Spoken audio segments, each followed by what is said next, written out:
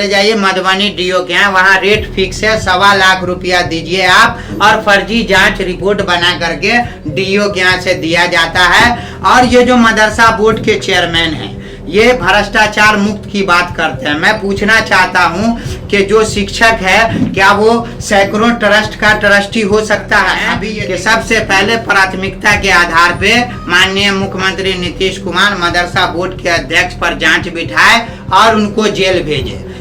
क्या मुद्दा है? देखिए, बिहार सरकार लगातार भ्रष्टाचार मुक्त राज्य की बात करती है।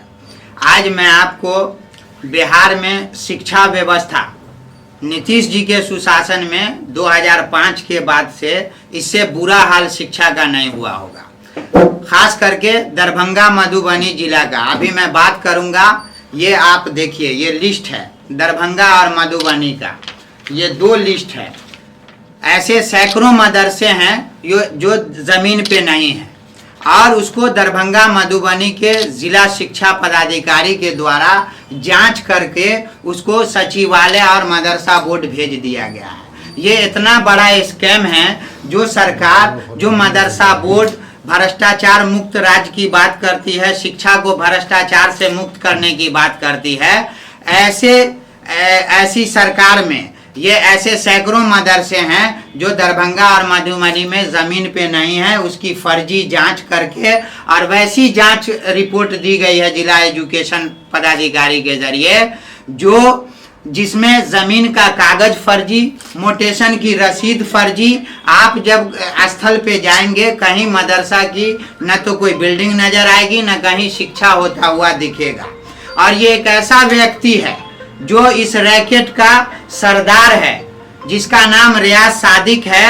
वो व्यक्ति खुद भी मदरसा सादिकुल उलूम में शिक्षक है और वो जिस मदरसे में शिक्षक है वो भी मदरसा जमीन पे नहीं है।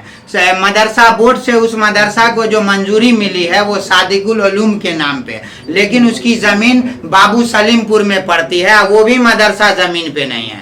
ऐसे 2 दर्जन से ज्यादा मदरसे हैं जो दरभंगा में बिना जमीन के जांच रिपोर्ट करके जिला शिक्षा पदाधिकारी ने बोर्ड और सचिवालय को भेज दिया है। दूसरी बात, एक ऐसा मदरसा जो 87 से चल रहा है उस मदरसे का फर्जी जांच करके दूसरे गांव में भी उस मदरसे को चलाया जा रहा है। ऐसा भी बहुत सारा रैकेट है जिसको सिर्फ दरभंगा डीओ के यहाँ, आप चले जाइए मधुबनी डीओ के यहाँ, वहाँ रेट फिक्स है, 1.25 लाख रुपया दीजिए आप और फर्जी जांच रिपोर्ट बना करके डीओ के यहाँ से दिया जाता है। और ये जो मदरसा बोर्ड के चेयरमैन हैं ये भ्रष्टाचार मुक्त की बात करते हैं। मैं पूछना चाहता हूं कि जो शिक्षक है क्या वो सैकड़ों ट्रस्ट का ट्रस्टी हो सकता है? अभी ये देखिए, मैं ये जो पेपर दिखा रहा हूँ ये सब ट्रस्ट और मदरसे की फाइल है। इसमें एक ही व्यक्ति हर मदरसे का ट्रस्टी बना हुआ है।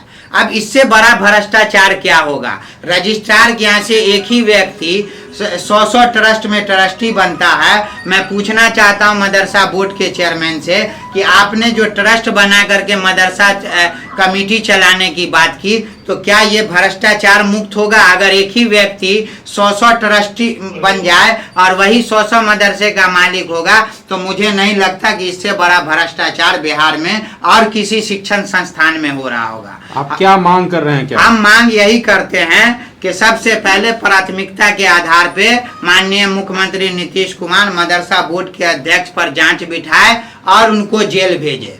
दूसरी मांग ये है कि ये जो शिक्षा माफिया है, जो लोग जो मदरसा में शिक्षक रहते हुए सैकड़ों मदरसा का ट्रस्टी बना है, सचिव बना हुआ है, ऐसे लोगों की संपत्ति की जांच हो, उसकी संपत्ति जब्त हो और उस पर कानूनी कार्रवाई करके जेल भेजा जाए। तीसरी मांग यह है कि जितना भी फर्जी मदरसे की फाइल जो मधुबनी और दरभंगा डीओ के जरिए जांच करके भेजा गया है उन सारी फाइल को रिजेक्ट किया जाए और जमीन पर आकर के डीओ उसकी जांच करे, नए सिरे से मदरसे की जांच हो और नई कमेटी बना करके उस मदरसे को मंजूरी दी जाए। लेकिन सबसे बड़ी जो मांग है, जो डीओ होते हैं जिला शिक्षा पदाधिकारी, अगर ये लोग पैसा लेकर के जांच करते हैं तो हम सरकार से मांग करते हैं। और खास करके देखिए, अभी मैंने चिट्ठी लिखी है, गिरिवर दयाल जी हैं निदेशक माध्यमिक शिक्षा विभाग बिहार सरकार, उनको मैंने लिखा है कि ऐसे लोगों पर जांच बिठा करके ऐसे डीईओ को भी जेल भेजा जाए, तभी बिहार में शिक्षा में सुधार आएगा। यही हमारी मुख्य मांग है। दरभंगा और मधुबनी की बात करें तो कितने ऐसे मदरसे होंगे और कितने पैसे की घोटाले की बात आप कर रहे हैं? देखिए, दरभंगा मधुबनी अभी जो मेरे पास रिपोर्ट आ रहा है, इसमें मुझे लगता है 200 से अधिक मदरसा है जो फर्जी तरीके से जांच करके, और वो ऊपर ही ऊपर चल रहा है, जमीन पे नहीं है।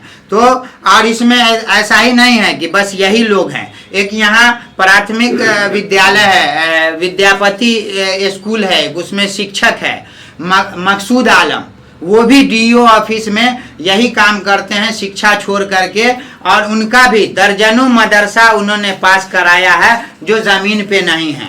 वो मकसूद आलम, उनका भी बड़ा गिरोह है। ये देखिए, ये मकसूद आलम के जरिए दर्जनों मदरसा है जो दूसरे गांव का है और दूसरे गांव में शिफ्ट कर दिया गया। ऐसा लगता है कि जो शिक्षक को हम लोग राष्ट्र निर्माता कहते हैं, अब वो राष्ट्र विक्रेता हो गए, राज विक्रेता हो गए।